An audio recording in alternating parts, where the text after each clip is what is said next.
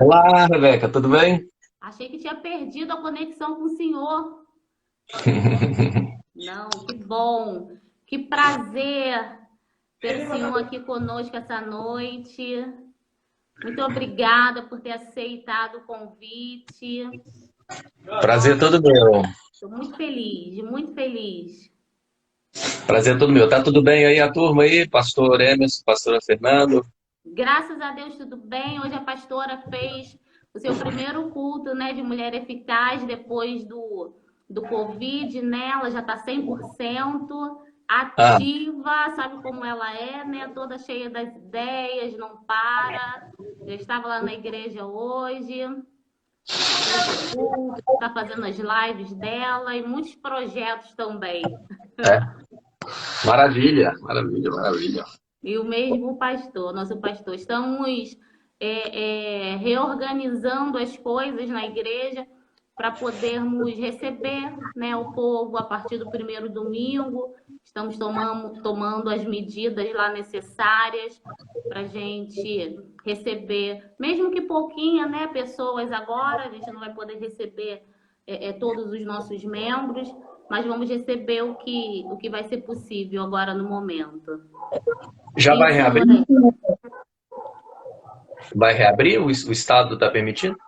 Permitiu, já permitiu reabrir, né, com os 2 metros de distância, todo mundo usando as máscaras, com álcool em gel. Então, nós já compramos, né, os totens de álcool em gel, já compramos máscara, aquele termômetro a laser também, para a gente fazer, medir, né, medir, gente, esqueci agora. Medir a temperatura.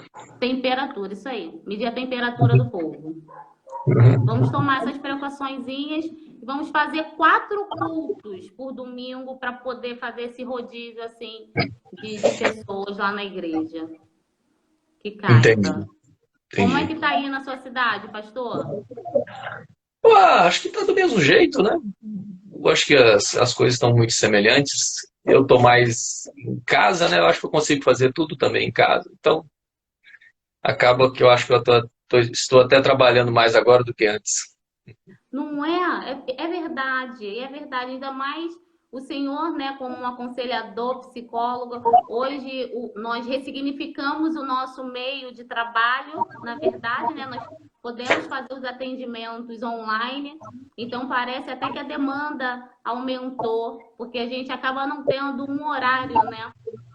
É verdade. Então, a tecnologia favorece aí os atendimentos, os cursos, aulas, tudo para quem trabalha com essa parte Nos acaba favoreceu, ajudando. favoreceu. Acaba Pastor, ajudando. eu gostaria que o senhor se apresentasse para os nossos ouvintes essa noite, falasse um pouquinho, né, da sua área de atuação, falasse, né, do seminário também.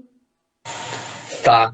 Então, meu nome é Alcione Emerick, eu sou diretor de um instituto chamado SECRAI. SECRAI quer dizer Serviço Cristão de Aconselhamento Integral. O enfoque principal é o ensino. É um curso que já funciona há 25 anos. A gente tem turmas em Vitória, Rio, São Paulo. E eu também, vamos colocar assim, metade do meu tempo, eu tenho também clinicado aí como psicólogo. Sim, muito bom. Pastor, como é que foi que o senhor percebeu é, é, que o espiritual e a técnica ela não se converge. Como foi assim essa sua descoberta no aconselhamento integral, na verdade? Peraí, repete a pergunta. Como o espiritual? Como foi que o senhor percebeu? Assim, como o senhor iniciou meu Deus, como eu posso dizer? Esse, esse, o senhor começou trabalhando com o quê? O senhor começou Ah, tá. como. Tá.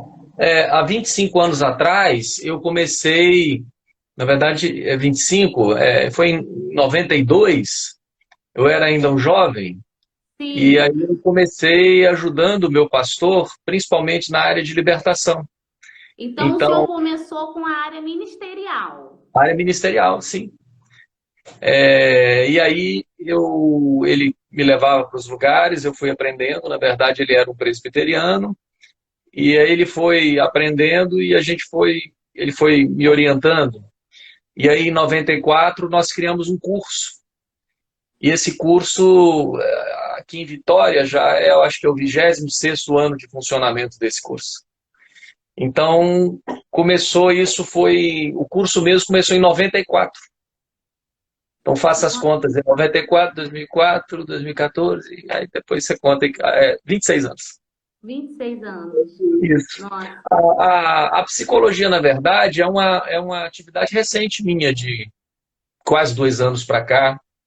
Eu me formei primeiro em teologia, depois eu me formei em filosofia, e me formei agora em 2018 em psicologia. Mas antes da graduação, eu fiz algumas especializações na área da psicologia, né? Então, Sim. eu fiz uma formação em terapia de família, eu fiz uma formação em Gestalt, agora eu estou concluindo uma formação em terapia cognitivo-comportamental e concluí agora uma formação em hipnose ericksoniana. Nossa, mãe. Pastor, e quando foi que o senhor percebeu assim que precisava ou se faltava mais a técnica nesse âmbito ministerial? Na verdade, assim, quando eu já cursava teologia, eu já fiz no terceiro ano, quarto ano, eu fiz uma formação em Gestalt terapia. Sim. Tinha um grupo de psicólogos, aí uma amiga minha era psicóloga, e aí eu fui lá e eu entrei lá meio que de penetra no curso. Então eu fiz uma formação junto com eles na área de Gestalt.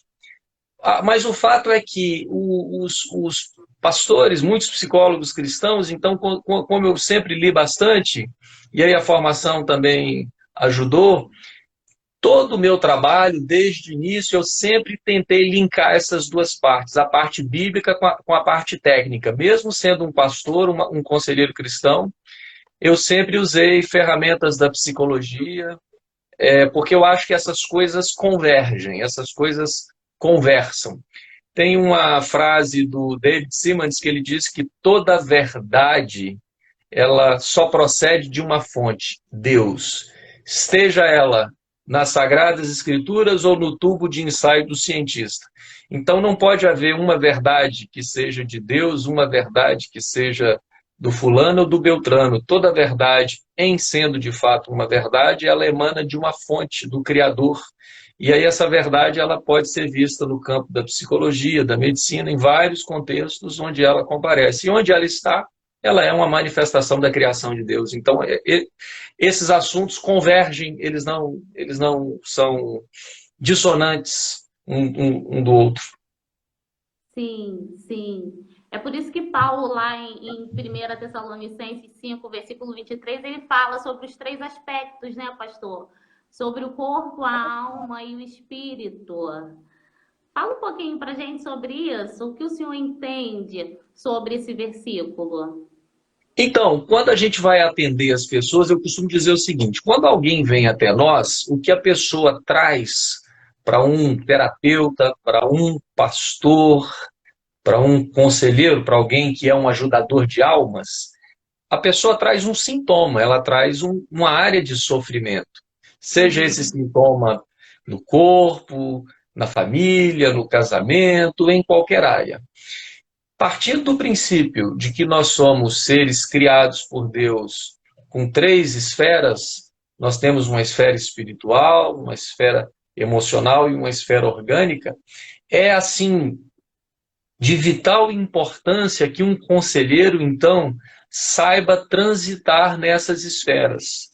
Por quê? Porque se nós não soubermos isso, nós vamos acabar criando uma confusão e aí a nossa forma de abordagem vai ser errada. Por exemplo, vou te dar um exemplo. O primeiro caso que eu atendi há 25 anos atrás, que eu estava lendo os livros, eu era um jovem, meu pastor, foi um caso que eu passei o dia inteiro tentando expulsar um demônio de um rapaz, o dia inteiro, e eu ficava impressionado porque o demônio não saía. Você só detectou o lado espiritual. Depois de 2 anos eu não aprendi isso na escola, o que que era uma esquizofrenia, Sim. né? E aí depois, estudando, aliás, um livro de um teólogo e de um psiquiatra alemão, Kurt Koch Albert Leschler, ele escreveu um livro fazendo um paralelo dos transtornos mentais com casos de possessão demoníaca. E aí eu vi que, de fato, esse caso que eu não tive sucesso era um caso de um esquizofrênico. Esse moço tinha um transtorno de uma psicose. E aí eu tentava resolver o caso como algo espiritual, orava e tal. Eu me lembro, foi engraçado na época, porque eu liguei para o meu pastor, né? Aí, olha só, quando a gente tem apenas essa perspectiva da realidade, a gente também tenta interpretar porque é mais ou menos como a cognitiva fala, né? Você tem crenças e você interpreta o real por essas crenças. Ou seja, Sim. nós só conseguimos interpretar a realidade através das nossas crenças e dos nossos esquemas mentais. Como na época, para mim, para o meu pastor, tudo se dava nesse campo da espiritualidade, a gente não conhecia de alma, nada disso. Acho que o máximo era suspeitava de questões orgânicas. Eu liguei para ele e falei assim, pastor, o demônio não sai de jeito nenhum. E aí ele olhou e falou assim, meu filho, fica tranquilo, é uma legião e tal. Eu falei, aqui é muita legião de demônio, são legiões e legiões. Ele falou, não, mas continue orando, perseverando e tal. E de fato, nós oramos, perseveramos. Quando chegou no final, eu falei, bom, isso deve ser um caso muito complexo, uma legião, um principado.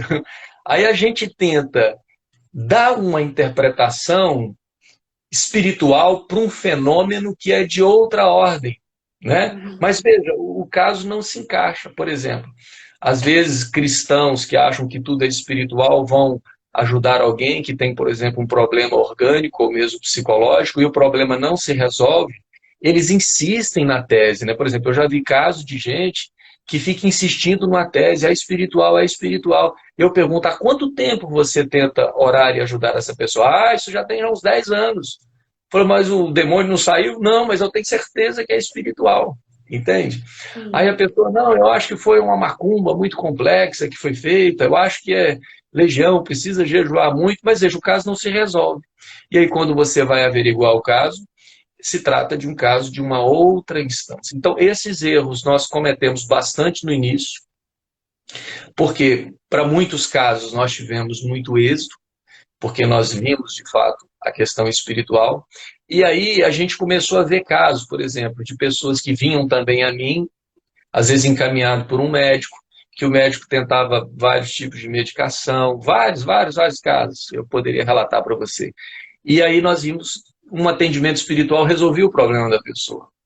Então a gente foi vendo a importância de discernir o que é uma questão espiritual, o que é um problema psicológico, o que é um problema orgânico, para que a gente tenha um entendimento dessas áreas e saiba é, fazer uma intervenção a partir de onde está o problema.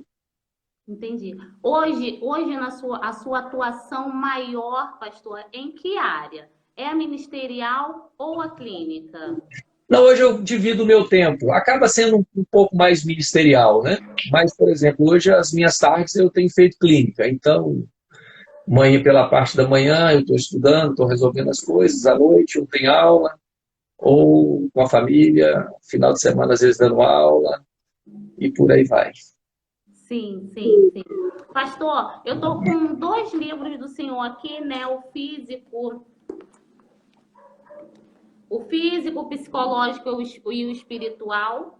E eu sou sua aluna, Ah, é? Oh, estamos que bom, no não primeiro sabia. módulo do Secrai e estamos com o livro Saindo do Cativeiro. Eu Legal. gostaria que o senhor esclarecesse hoje, para nós, né, que estamos aqui como espectador, existem maldições hereditárias que podem comprometer a nossa geração de viver uma vida plena espiritualmente? Sim, esse campo das maldições, aliás, eu com o tempo tentei trocar um pouco esse termo, maldição, porque, como diz o meu amigo Cote, o termo maldição ficou amaldiçoado, né? Ficou, né? Então, quando fala em maldição, as pessoas mistificam muito, ficou aquela coisa muito esotérica, mística, mas a palavra maldição é uma palavra bíblica, ela aparece cerca de Sim, 200 vezes na Bíblia. Mas qual é o sentido bíblico da maldição? É que o pecado dos pais trazem consequências espirituais para a linhagem. Esse é um outro aspecto também do físico, do psicológico e do espiritual. Por quê? sim, Nós pais, quando geramos um filho, a primeira coisa que o filho recebe é o nosso legado biológico, né? sim. Tanto que a cor do cabelo, pele. E hoje nós sabemos também que muitas questões genéticas orgânicas, por exemplo, pais que são usuários de drogas, pais que são portadores de determinadas enfermidades, ou seja, hoje se sabe que a mãe que está gestando tem que tomar cuidado às vezes com que alguma medicação ou alguma coisa que ela ingere, porque isso pode afetar. Então, a parte da biologia pode comparecer, pode afetar o feto e a criança. Mas a parte psicológica também afeta, ou seja, a forma como esses pais lidam, como é o casamento desses pais, como eles se enxergam, como eles tratam a criança ainda no ventre, tudo isso também fala da parte emocional. Agora veja, se biologicamente eu posso afetar meu filho positivo ou negativamente, se psicologicamente eu posso afetá-lo positiva ou negativamente, a esfera espiritual não pode estar excluída. Não E é pode atuar. exatamente na parte espiritual que a Bíblia nomeia a influência positiva como bênção e ela nomeia a influência negativa como maldição. Então, o que é a maldição, vamos assim dizer? É a consequência espiritual do pecado dos pais sobre os filhos. Ou seja, na cabeça de muitos, eles entendem a herança biológica, quando o cara vai no médico, o médico pergunta, alguém mais tem problema de coração? Alguém mais é diabético? Porque se sabe do legado biológico. Quando vai a um terapeuta, um psicólogo, ele também quer investigar a família de origem, de onde quem são Sim, os pais. Do ponto de vista espiritual, geneticamente, né? nós também deveríamos ter essa preocupação. O que os nossos pais fizeram? Porque, olha que interessante, Rebeca, muitas vezes os nossos pais tiveram áreas em suas vidas que não prosperaram e essas áreas acabam comparecendo nas nossas vidas. Então, por exemplo, eu já atendi muitas pessoas, por exemplo, até criança. Houve um caso muito emblemático num atendimento que eu fiz de uma criança de 10 anos com diversos envolvimentos sexuais, diversos. Quando eu comecei a atender aquela criança, a mãe disse assim, depois eu quero trazer o meu de 3, porque ele também, ele já pergunta de namorado, eu já pego ele se masturbando, ele pega uma revista, mesmo que não é na pornográfica, você vê que aquilo, ele tem uma curiosidade, uma coisa estranha. E no contexto dessa família, essa mãe veio de uma prostituição pesada, a avó também veio de uma prostituição pesada, pais, avós, tios, primos, era uma confusão. Então, aquilo era o pecado que estava ali. Então, quando nós trabalhamos o conceito da maldição, nós estamos pensando em um cativeiro geracional. Porque, às vezes, nós pensamos muito em problemas espirituais pessoais. E note que há uma distinção da cultura ocidental para a cultura bíblica. A Bíblia foca muito mais o coletivo. Por isso a ênfase bíblica nas genealogias, por isso a ênfase bíblica em que Deus faz aliança com o homem e diz que ele vai abençoar a descendência. Sim, Por isso a Bíblia fala do Deus de Abraão, de Isaac, de Jacó. A gente não pensa muito isso, né? Por exemplo, se eu penso na minha família, o Deus do meu avô Noé, do meu pai Darcy e meu, a gente não pensa muito, a gente pensa muito no meu Deus, sim, o meu Senhor. mais Mas a Bíblia individual. está com um olhar muito mais focado na questão geracional.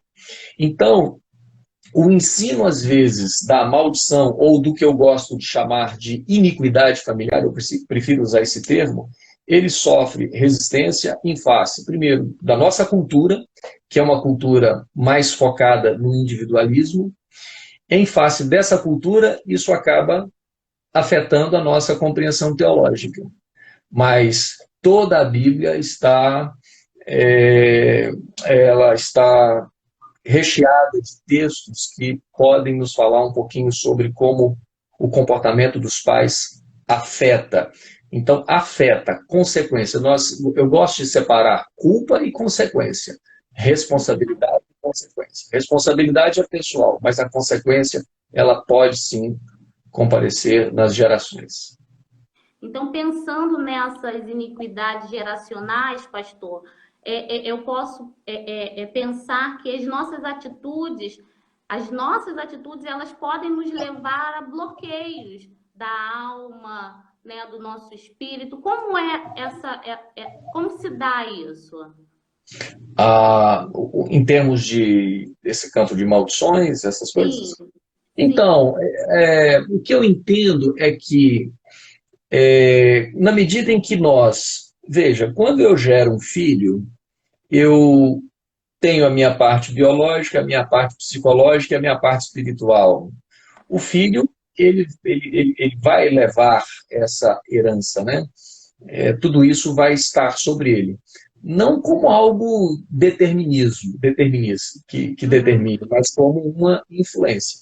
Sempre quando a pessoa tem aprisionamentos espirituais, sejam eles advindos de práticas pessoais ou como uma consequência geracional, isso sempre se manifesta através de aprisionamentos em áreas que não fluem, áreas que não vão para frente. Por exemplo, na área sexual, o sujeito tem uma compulsão louca, ele tem um histórico de muitos parceiros, ele normalmente se envolve com pessoas erradas. Por exemplo, na área de espiritismo, de ocultismo, esse sujeito tem dons estranhos, por exemplo, ele sonha que alguém vai morrer, a pessoa morre naquela semana, ele sonha com alguma desgraça, alguma coisa ruim acontece, ele ouve vozes, ele vê coisas, mas é diferente de um esquizofrênico, por exemplo, porque pessoas que têm sintomas espirituais, eles também, às vezes, ouvem vozes e veem coisas porque eles mantiveram contatos com essas entidades ou porque os pais também mantiveram contatos com essas entidades. Por exemplo, uma vez eu estava dando uma palestra numa igreja e fazia tempo que eu não via um caso tão horrível como aquele. Era uma palestra, um seminário, no final nós fomos orar com um grupo e uma moça, era uma moça bonita, essa moça devia ter uns 18 anos. Olha, essa moça ficou endemoniada de uma forma tão severa que eu fiquei muito impactado. E ali nós nos separamos, fomos orando, na luta, até que aquele demônio foi embora. E como era uma moça jovem, né? Eu olhei e falei, minha filha, o que você fez, onde você andou, desde quando isso acontece?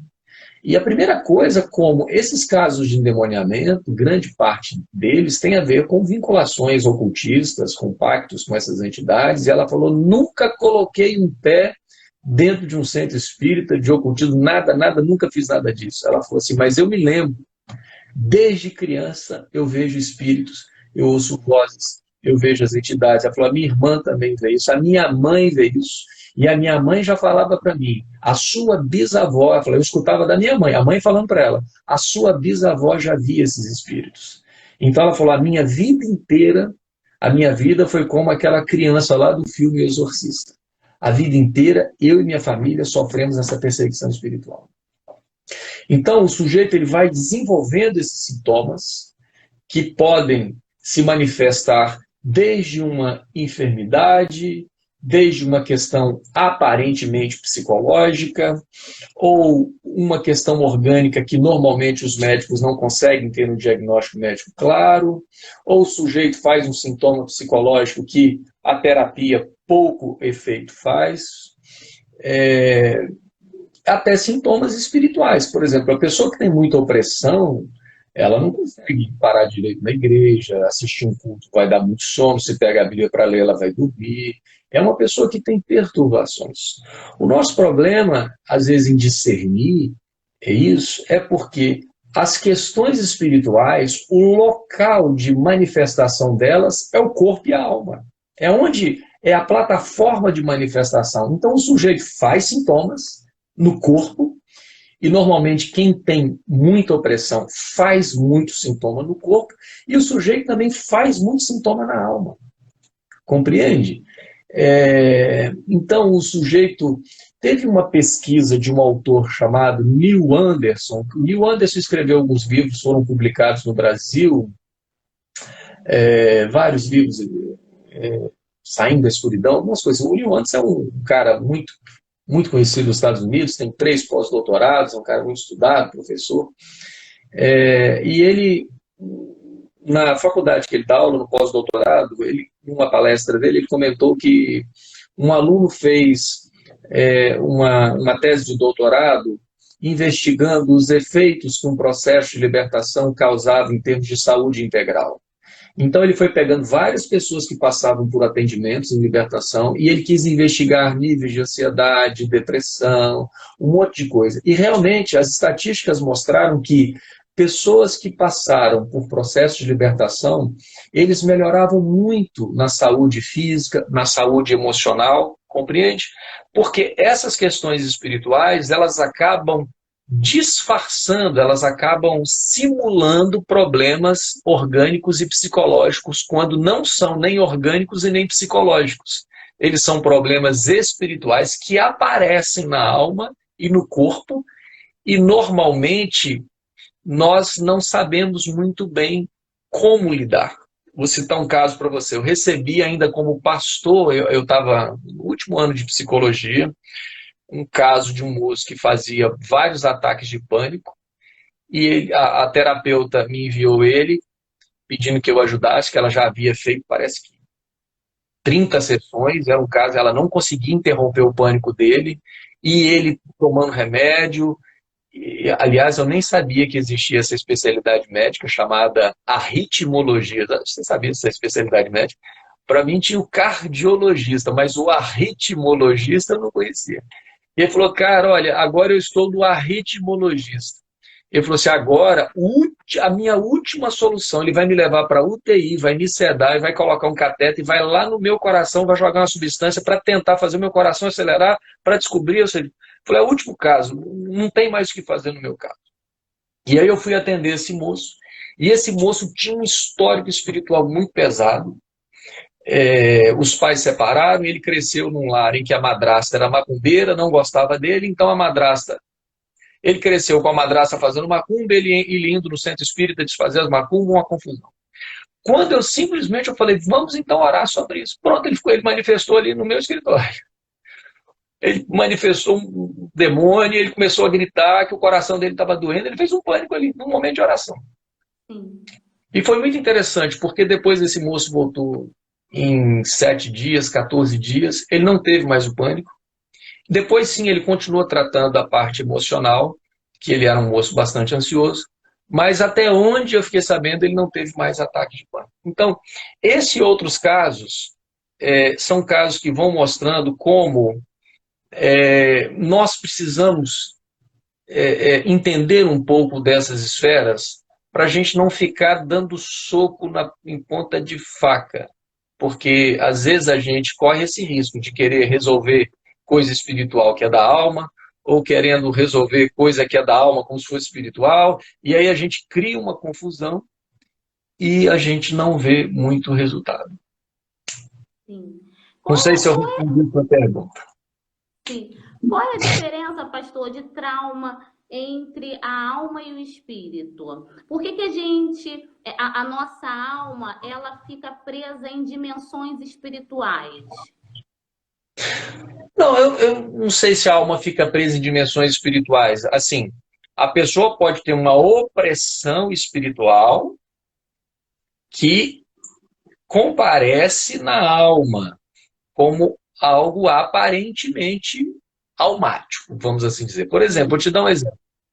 Pessoas que têm no histórico pessoal e familiar casos de suicídio, homicídio, abortos voluntários, podem desenvolver uma depressão espiritual.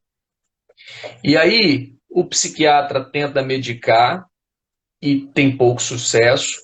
O terapeuta tenta sondar a história, tem pouco sucesso.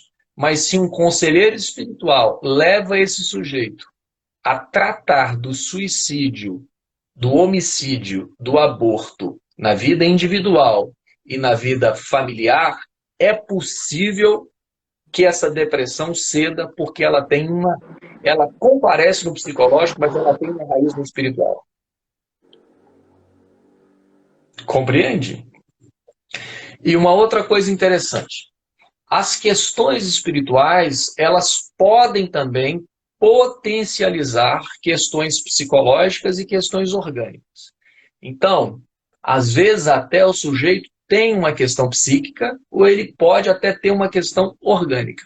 Mas se ele tem algo espiritual, essa parte espiritual pode potencializar o sintoma.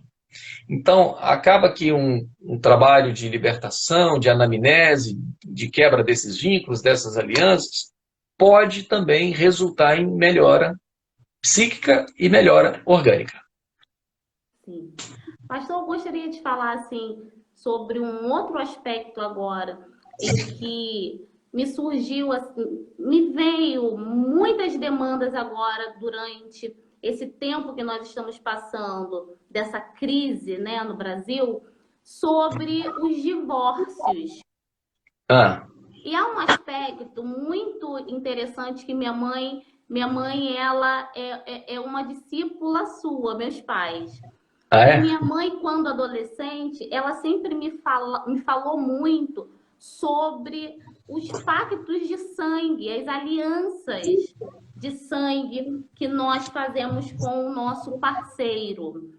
E com essa lupa hoje que foi assim colocada, né? Porque hoje nós estamos com a nossa família dentro de casa, então nós não temos para onde fugir, temos que resolver os nossos problemas, temos que encarar isso. E se não resolvermos, hoje eu tenho assim visto romantizando muito o divórcio. Eu vejo que as pessoas hoje elas estão se separando, dizem que estão se separando para permanecer amigos.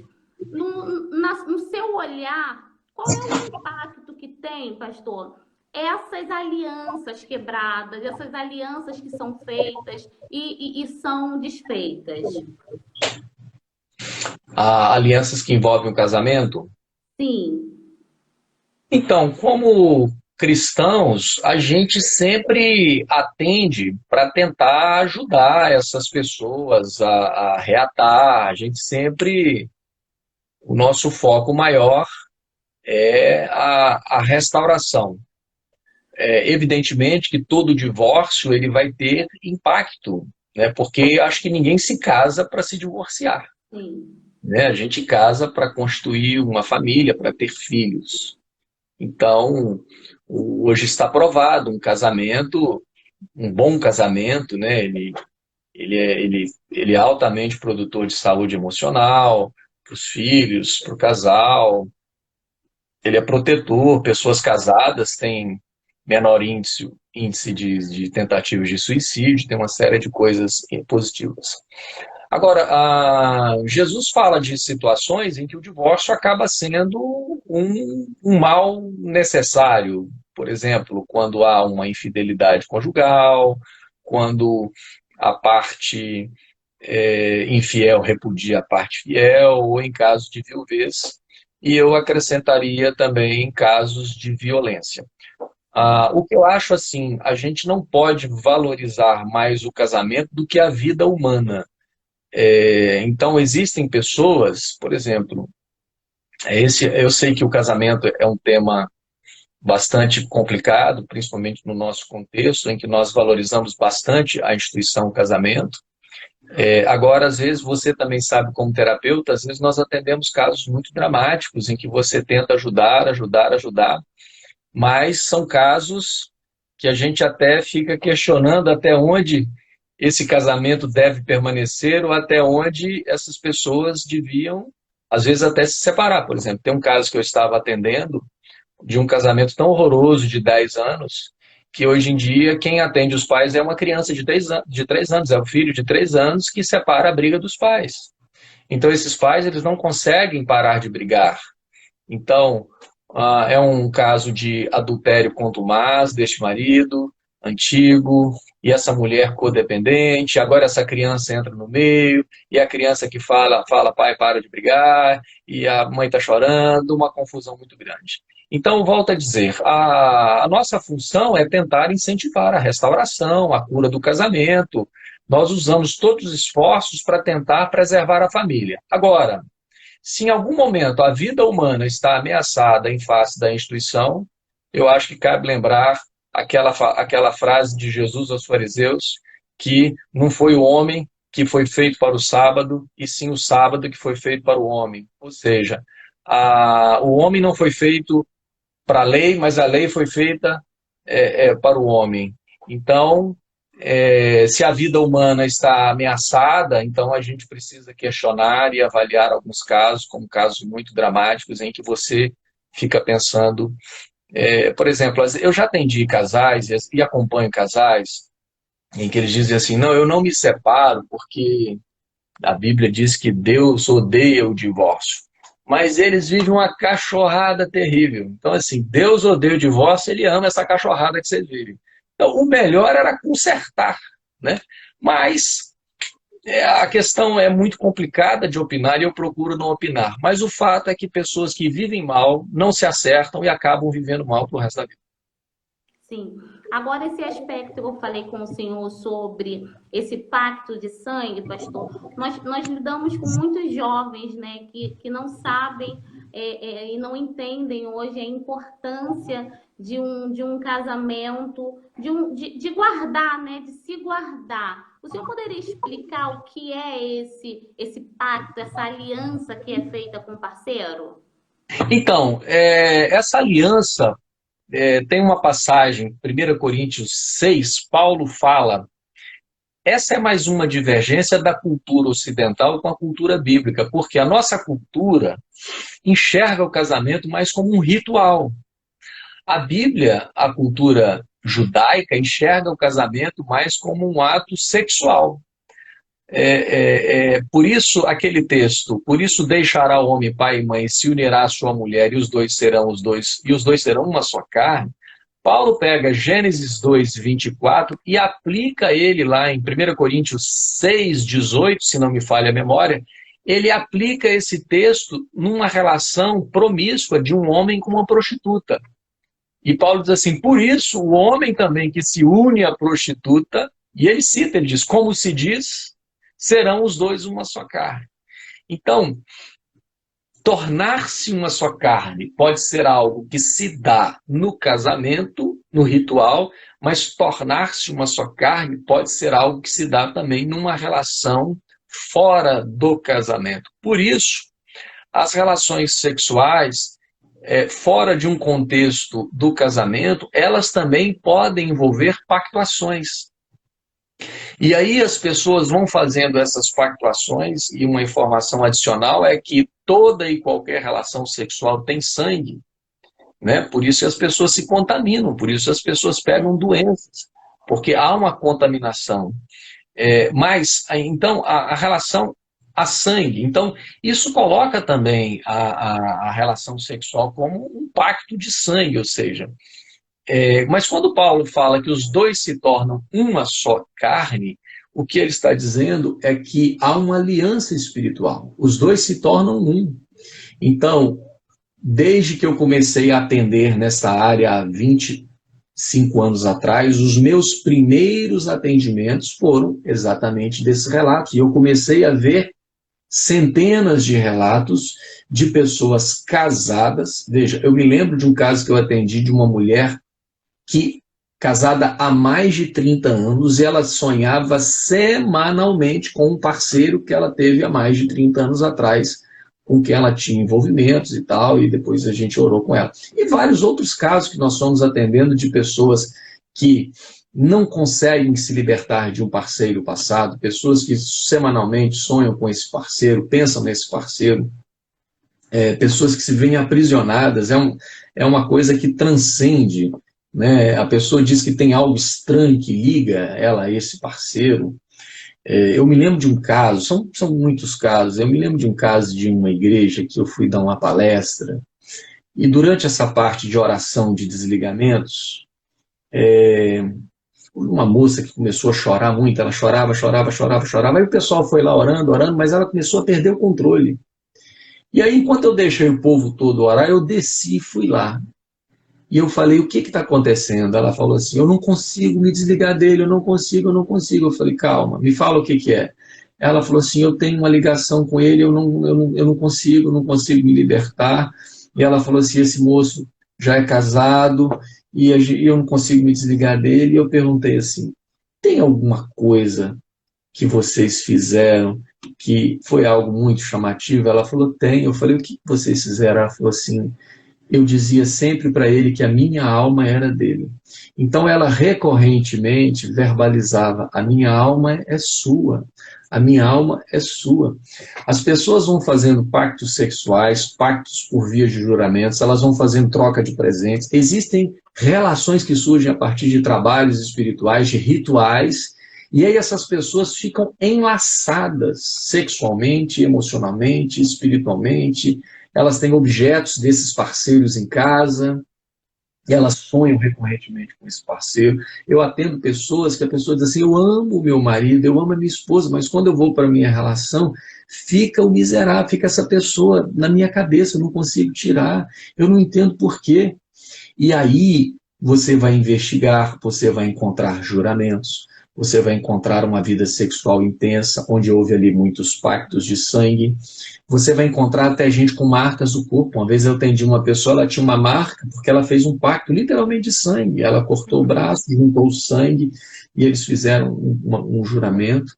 Então, essas coisas aparecem lá para o terapeuta, que o sujeito tem, ele não consegue se entregar ao parceiro, ao cônjuge, ou o próprio pastor que vai ouvir isso e às vezes não sabe o que dizer e ouve isso e fala, vamos orar e tal, e pede a misericórdia a Deus e tal, mas é uma área interessante porque as pessoas vão criando essas pactuações e depois elas precisam orar, elas precisam se arrepender, elas precisam renunciar. Eu gosto muito dessa expressão desligar, né? E então essa é uma área também importante em atendimentos, que eu já atendi muita gente. Olha, eu já atendi casos em que a pessoa não consegue nem pronunciar o nome do parceiro, aquilo já faz mal. A gente fala assim, fulano, repete comigo, Senhor, em nome de Jesus. Quando ela vai citar o nome da pessoa, ela não tem força, porque ela tem uma vinculação espiritual tão profunda que ela não consegue falar. E veja, a importância das nossas palavras, a importância da oração, a importância de nós colocarmos isso, dizermos em nome de Jesus, eu oro, eu renuncio, tudo que eu fiz com esse cara, com essa mulher, os pactos, as alianças. Mas às vezes a pessoa tem uma opressão tão violenta que ela não consegue colocar isso em oração. Aí ela precisa de um conselheiro que ajude ela a orar, né? Existem pessoas que guardam objetos desses parceiros. Já atendi gente que guarda que a aliança que ele tem, às vezes de casamento, é a aliança do antigo parceiro. Veja até isso. As pessoas elas levam a coisa tanto para o lado natural que até o anel que implica um pacto, ele traz do antigo noivo, do antigo parceiro, para não jogar fora. E exatamente porque a nossa cultura, às vezes, as coisas são muito naturais, mas nós não entendemos que existe uma esfera espiritual que transcende, que está para além, e que tem um poder de interferir na esfera da alma e na esfera do corpo. Sim. Pastor, nosso tempo está avançando, né? E eu gostaria de fazer assim, uma última pergunta minha, para que o senhor possa responder algumas perguntinhas dos nossos espectadores. Qual é, pastor, hoje, a influência do mundo espiritual na vida do cristão? Como ele deve assim, entender essa área? Olha, essa pergunta é uma pergunta bastante ampla, né? Bom, mas o mundo espiritual está aí em todos os momentos. Se a gente pensa a partir do ponto de vista de Deus, a gente tem que levar Deus para onde a gente estiver, né? Onde nós estivermos, nós somos agentes dele, nós somos representantes dele, nós somos luzeiros dele. E o mundo espiritual está em todos os lugares. Paulo fala que a nossa luta não é contra o sangue e a carne, sim contra principados, potestades. Então, o espiritual está presente. E a gente precisa discernir que o espiritual está em todos os lugares. E nós podemos usar a nossa autoridade, as armas que Deus deixou, a oração, a palavra, para nós vivermos uma vida vitoriosa. Paulo fala que nós estamos na mais alta posição nas regiões celestiais em Cristo Jesus. Eu me lembro que um primeiro caso que eu vi de atendimento, o meu pastor, há 26 anos atrás, ele era presbiteriano, ele nunca tinha visto um caso de libertação, e quando ele, então, abre a sua Bíblia e lê lá Efésios 1:21, que Cristo está acima de todo principado, potestade, e aí uma pessoa fica lá manifestada, e ele fica impressionado com aquilo, ele pede que a pessoa leia o texto, a pessoa não conseguia ler o texto. Então, o presbítero que estava do lado ficava assim, funciona mesmo, pastor, funciona. Então, a palavra, a oração, ou seja, nós temos muitos recursos para vivermos uma vida vitoriosa em Cristo. Sim. O que te motiva hoje a formar, pastor, discípulos nessa área? Então, a gente tem uma demanda muito grande de pessoas que vão para as igrejas, e a gente precisa, né, de ter conselheiros, capacitar líderes, pastores. Pastores normalmente têm quase zero de capacitação em seminários para atendimento. Pastor sabe escatologia, pneumatologia, escatologia, mas normalmente o pastor tem pouca habilidade para aconselhar líderes, às vezes se faz muita besteira. A gente não sabe como orar, a gente não sabe como ouvir, a gente não sabe, às vezes, nem manter sigilo de algo que nos é dito. Você vê que as pessoas, às vezes, procuram e elas dizem, olha, eu fui tentar buscar ajuda, mas o meu caso se espalhou, então a gente tem que ensinar regras básicas no atendimento.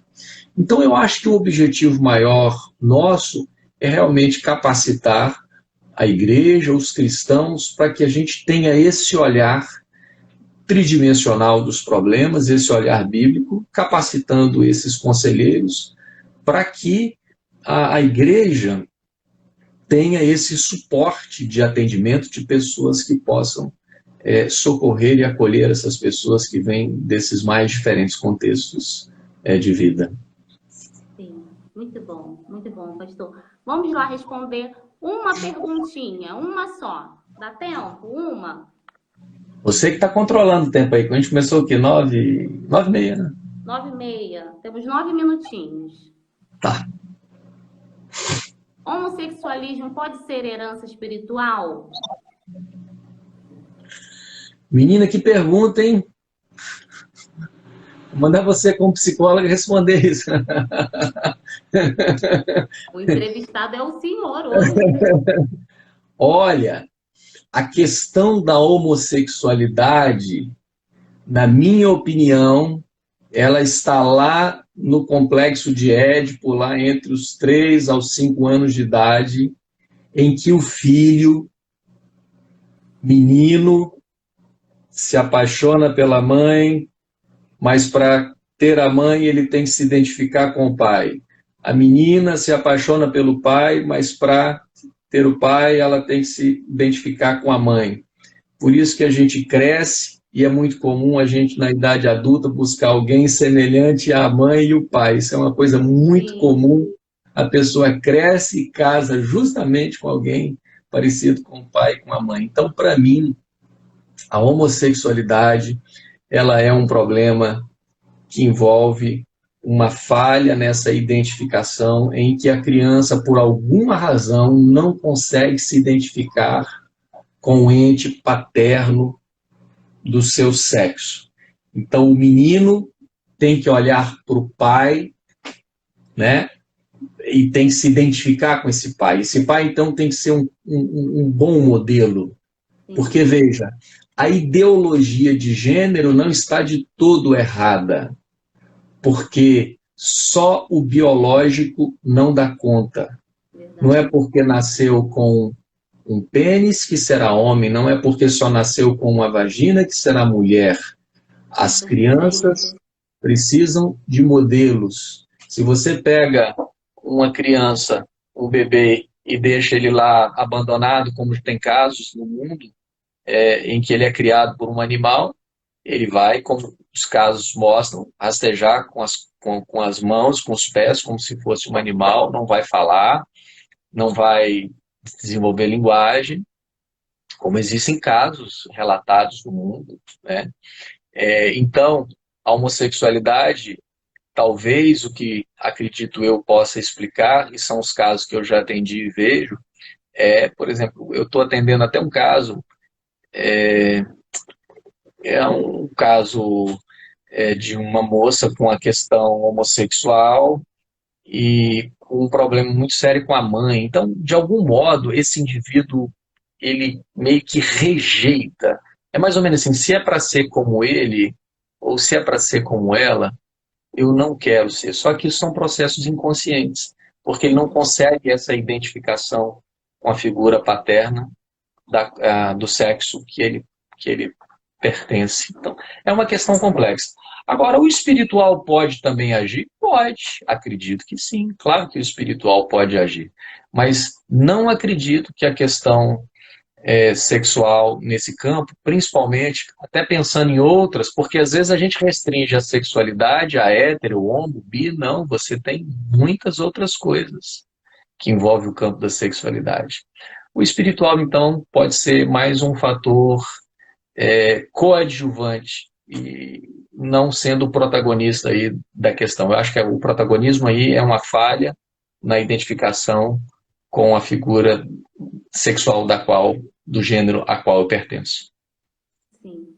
Pastor, eu gostaria de finalizar com o senhor deixando uma mensagem para as igrejas no pós-quarentena, no pós essa nova normalidade que estamos tanto falando, né, nesse novo normal, como os pastores podem se preparar para esse tempo, esse novo tempo? Olha, é uma pergunta muito difícil de ser respondida, mas talvez esse tempo nos ajudou a perceber que a igreja é uma extensão do que a gente vive dentro do nosso núcleo familiar. Na verdade, as pessoas falam assim, os casamentos pioraram, muitos se separaram, casamentos estão brigando. Não. Na verdade, tudo isso só fez aflorar o que já estava lá dentro. Exatamente. Os casais começaram a brigar porque, de fato, isso já estava ali, a discórdia, isso apenas aflorou. Então, o que eu acredito é que isso nos levou de volta para o lar e que a igreja é uma extensão das famílias. Então, as famílias, igrejas para serem fortes, precisam ter famílias fortes, famílias bem estruturadas. Por isso, a nossa primeira igreja está dentro da nossa casa.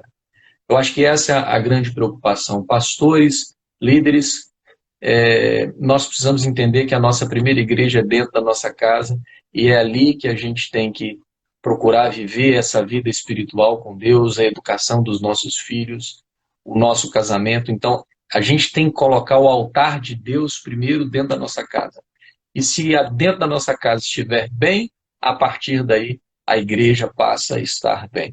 Então, eu acho que cada um de nós vai precisar aí ver como é que nós vamos fazer a partir dessa pandemia.